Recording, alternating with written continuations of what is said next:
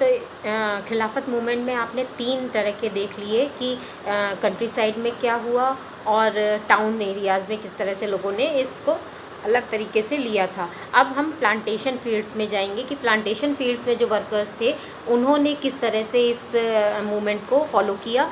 उन्होंने उनके ऊपर एक एक्ट लगा हुआ था, इनलैंड इमिग्रेशन एक्ट ऑफ 1859। इस एक्ट के थ्रू वो लोग क्या था, एक बार उन्हें प्लांटेशन फील्ड्स में ले जाया जाता था, फिर उन्हें बाहर नहीं जाने दिया जाता था, उन्हें वहीं पर बंधक बन के काम करना पड़ता था। तो उन्होंने जब इस मूवमेंट को, नॉन कॉरपोरेशन वाले मूवमेंट को देखा तो उनको ये लगा कि अब हम भी बायकॉट कर सकते हैं और हम भी बाहर जा सकते हैं, अब इंडिपेंडेंस मिलने वाली है तो हम कुछ भी कर सकते हैं। तो इसको फॉलो करते हुए उन्होंने क्या किया कि उन्होंने प्लांटेशन फील्ड्स को छोड़ दिया और निकल गए अपने घरों के लिए या कहीं के लिए भी। तो वहाँ पर जाने से पहले जो रास्ते में उन्हें किसी भी तरह का मूवमेंट मिला, वहाँ पे लोगों के साथ मूवमेंट्स करने लगे कि हम भी इसमें पार्टिसिपेट कर रहे हैं, हमने भी प्लांटेशन फील्ड्स को छोड़ दिया है। तो उस टाइम पीरियड में पुलिस ने उन्हें पकड़ लिया और जब पता चला कि ये प्लांटेशन फील्ड्स के लीडर्स हैं, के वर्कर्स हैं, तो उन्हें वापस उन प्लांटेशन एरियाज़ में भेज दिया गया।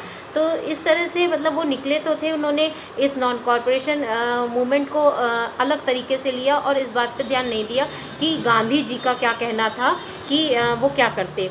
तो इसके बाद फिर जो ये नॉन कॉरपोरेशन वाला मूवमेंट था, इसके ख़त्म होने की क्या वो हुई कि जब चौरी चौरा वाला इंसिडेंस हुआ, चौरी चौरा इंसिडेंस जो हुआ था वो हुआ था फरवरी 1922 में। और इस इंसिडेंट में, ये गोरखपुर में हुआ था, इस इंसिडेंट में लोग वायलेंस हो गए थे और वायलेंस को देखते हुए उन्होंने क्या किया था, पुलिस स्टेशन में आग लगा दी थी, जिसकी वजह से बहुत सारे पुलिस के जो वर्कर्स थे वो मारे गए थे। और इससे दुखी होकर फिर गांधी जी ने इस मूवमेंट को बंद कर दिया। कौन से? नॉन कॉरपोरेशन मूवमेंट को स्टॉप कर दिया, कॉलिंग ऑफ कर दिया उसको कि अब ये नहीं आगे हम बढ़ाएंगे। क्यों? क्योंकि लोग वायलेंट का सहारा ले रहे हैं और हम चूँकि सत्याग्रह के आइडिया में और नॉन कॉरपोरेशन के आइडिया में हम लोग किस पे चल रहे थे, हम लोग चल रहे थे नॉन वायलेंस पर।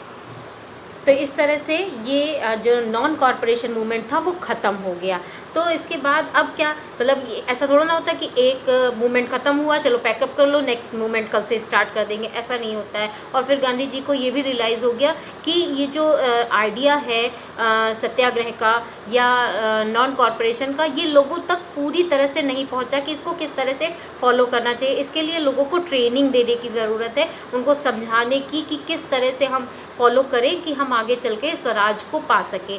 इसके लिए उन्होंने क्या किया, ये जो नॉन कॉरपोरेशन मूवमेंट था ये ख़त्म हो गया था 1922 में। और नेक्स्ट जो है सिविल डिसओबीडियंस जो मूवमेंट था वो स्टार्ट हुआ था अप्रैल 1930 में। तो ये बीच के जो 8 इयर्स का लगभग डिस्टेंस रहा, उसमें क्या हुआ, उसमें ये नहीं हुआ कि लोग सोते रहे और पड़े अपना जो मस्ती कर रहे थे वो करते रहे, नहीं, प्रिपेयर करते रहे, तैयारियां करते रहे। क्या तैयारियां हुई? ये तैयारियां ये हुई कि ट्रेनिंग दी गई लोगों को, training of people for another mass struggle, मतलब एक दूसरे बड़े स्ट्रगल के लिए लोगों को ट्रेन किया गया। और स्वराज पार्टी की स्थापना की गई। अब स्वराज पार्टी क्या थी? स्वराज पार्टी कुछ लोगों ने, जो कांग्रेस के कुछ लीडर्स थे, उन्होंने बनाई थी, जैसे कि CR दास, जिसे चित्तरंजन दास कहा गया, मोतीलाल नेहरू, जवाहरलाल नेहरू के जो फादर थे वो, और कई लीडर्स ने मिलकर स्वराज पार्टी बनाई और पार्टिसिपेट किया काउंसिल इलेक्शन में। मतलब जब नॉन कॉरपोरेशन ख़त्म हो गया तो इसका मतलब कि वो काउंसिल में इलेक्शन काउंसिल में भाग ले सकते हैं, तो उन्होंने इलेक्शन में पार्टिसिपेट किया। और पॉलिटिकल डेवलपमेंट के उस समय जो 2 तरीके हो रहे थे कि मतलब एक तरफ इकोनॉमिक डिप्रेशन चल रहा था, आप लोगों ने 9th में पढ़ा होगा इकोनॉमिक डिप्रेशन के बारे में, ये वर्ल्ड वॉर पूरे वर्ल्ड के बारे में हम बात कर रहे हैं कि उस समय इकोनॉमिक डिप्रेशन क्या हुआ था, एग्रीकल्चर प्राइजेस जो थे वो बहुत ही गिर गए थे, जिसकी वजह से जो पीजेंट्स थे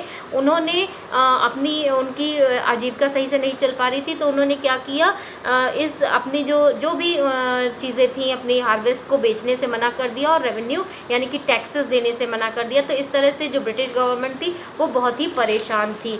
उसके अलावा फिर साइमन कमीशन आ गया था। अब साइमन कमीशन क्या है? साइमन कमीशन जो है ये सर जॉन साइमन के द्वारा आई थी, मतलब ये उसके हेड थे। Commission under sir John commission was sent India to look into the constitutional process. मतलब ब्रिटिश गवर्नमेंट जो थी वहाँ पे जो दूसरी जब गवर्नमेंट चेंज होती रहती तो उन्होंने जब वहाँ पे दूसरी गवर्नमेंट आई तो उन्होंने जॉन साइमन को भेजा, उनके नाम के अकॉर्डिंग उसका नाम पड़ गया साइमन कमीशन, कि ठीक है आप इंडिया में जाओ और वहाँ पे जो भी कॉन्स्टिट्यूशनल वर्क हो रहा है कि मतलब अपना कॉन्स्टिट्यूशन बनाने की लोग तैयारी करें तो उसमें उस प्रोसेस में भाग लो, उसमें पार्टिसिपेट करो। तो यहाँ पे प्रॉब्लम क्या थी, यहाँ तो इंडियंस को खुश हो जाना चाहिए था कि अरे वाह हमारे लिए कोई आ रहा है जो कॉन्स्टिट्यूशन बनाएगा और हम आराम से आज़ाद हो जाएंगे, हमें कोई प्रॉब्लम नहीं होगी। लेकिन यहाँ प्रॉब्लम ये थी कि उस कमीशन में कोई भी इंडियन मेंबर नहीं था। इंडियन मेंबर ना होने का मतलब कि मतलब जब कोई भी इंडियन मेंबर नहीं होगा इट मीन्स कि हम उन्हीं रूल्स को फिर फॉलो करेंगे जो ब्रिटिशर्स ने हमारे लिए बनाए होंगे। तो नहीं, इसके लिए फिर इसके जो रेडिकल्स लीडर्स थे उन्होंने इसके लिए मना कर दिया, demonstration against Simon commission and treated with the slogan. उनको जैसे ही कमीशन आया उसको इस स्लोगन के साथ उसका स्वागत किया गया कि गो बैक साइमन, मतलब वापस जाओ, साइमन कमीशन वापस जाओ, इस तरह का।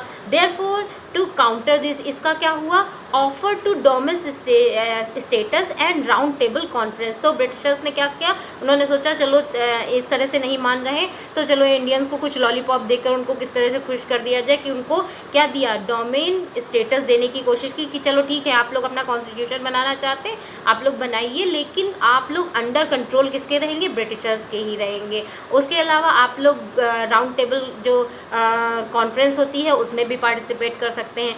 तो उन्होंने एक तरह से मतलब जैसे कुछ होता नहीं कि चलो बहुत ज़्यादा मांगे कर रहे हैं तो चलो कुछ मांग कर दे दी जाए, उनको कुछ चीज़ें दे दी जाए और फिर उसके बाद वो मान जाएंगे और हमारा काम बन जाएगा। तो इस तरह से उनको एक तरह से लुभाने की कोशिश की गई इंडियन लीडर्स को। लेकिन यहाँ पे क्या हुआ, जो यंग रेडिकल लीडर्स थे जैसे कि जवाहरलाल नेहरू थे या सुभाष चंद्र बोस थे, उन्होंने क्या कहा, वो इससे सेटिस्फाइड नहीं होने वाले थे। उन्होंने कहा नहीं, हमें क्या बच्चा समझ के रखा है कि मतलब बस छोटी चीज़ दे दो और कह दो कि हाँ ठीक है आप हमारे हिसाब से काम करो। नहीं, हमें पूर्ण स्वराज चाहिए, हमें पूर्ण स्वतंत्रता चाहिए। इसके लिए इन्होंने एक सेकेंड मूवमेंट स्टार्ट किया, मास मूवमेंट, जिसको हम लोग क्या बोलते हैं, सिविल डिसओबीडियंस मूवमेंट। इस मूवमेंट में इस मूवमेंट में क्या चेंजेस थे, अब ये नॉन कॉरपोरेशन से कैसे डिफ़र था।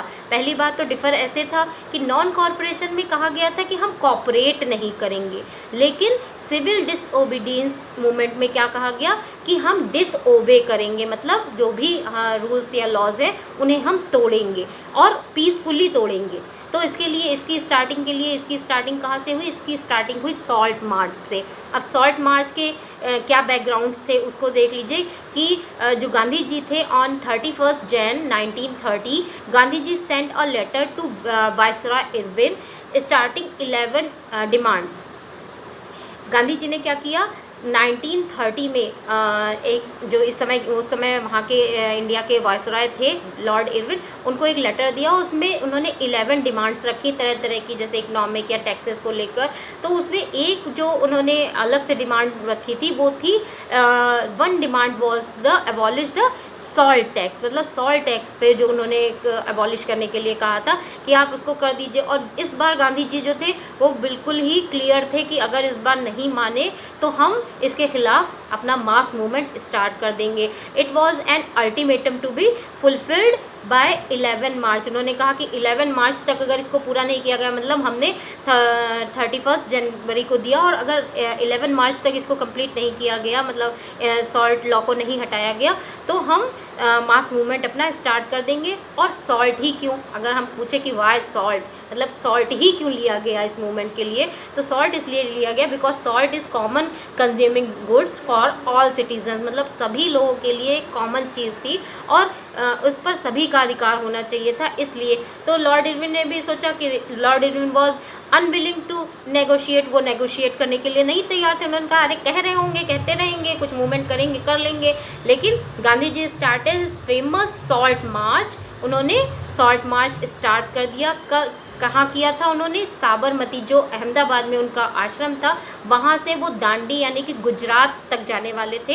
इस बीच की दूरी जो थी वो 240 मील्स की थी और ये जो मार्च था ये लगभग 24 डेज़ तक चला था, जिसमें उन्होंने अपने 78 वॉलंटियर्स के साथ किया था। ये 78 वॉलंटियर्स वही लोग थे जो बहुत तेज़ी से चल सकते थे, मतलब चूँकि उन्हें चल के इतनी दूर जाना था और चल के जाने का, मार्च करने का मतलब उनका ये था था कि वो जहाँ जहाँ से भी गुजरे, अब 24 डेज़ में वो पूरे टाइम तो नहीं चलते रहे होंगे, जहाँ जहाँ से भी गुजरते गए वहाँ के लोगों को इसके लिए प्रिपेयर करते गए, ट्रेनिंग देते गए कि हम किस तरह से अपने मूवमेंट को चला रहे हैं, उसमें किस तरह से पार्टिसिपेट कीजिए और किस तरह से हमारे साथ जुड़िए। तो ये एक इस तरह का था। और फिर वहाँ से उन्होंने beginning of civil disobedient movement, इस तरह से सिविल डिसोबीडियंट मूवमेंट का स्टार्टिंग हुई।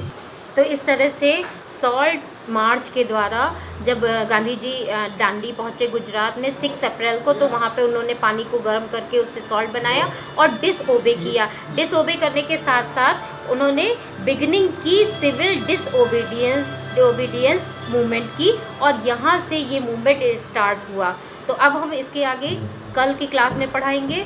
और अगर आपने अभी तक मेरे चैनल को सब्सक्राइब ना किया हो तो सब्सक्राइब कर लीजिए, ताकि मैं जब भी कोई भी वीडियो आपके चैप्टर से रिलेटेड डालूँ तो वो आपको मेरे लिंक भेजने की ज़रूरत ना पड़े और आपको मिल जाए। और लाइक करना मत भूलना।